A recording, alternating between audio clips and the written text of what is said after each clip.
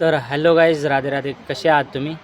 तर चांगलेच असाल. तर आज आहे मकर संक्रांती. मकर संक्रांतीचे तुम्हाला हार्दिक शुभेच्छा.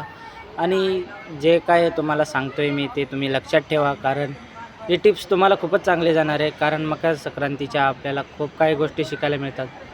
तर मी जे का म्हणतो आहे ते सांभाळून ऐका, कारण त्याच्यात आपला थोडा फायदा पण आहे आणि थोडा दुःखदर्द पण आहे. म्हणजे कसं आहे, जे तुम्हाला गोड बोलतात जे तुम्हाला गोड बोलतात ते असं नाही की तुम्हाला पाठीमागून पण गोडच बोलत असाल.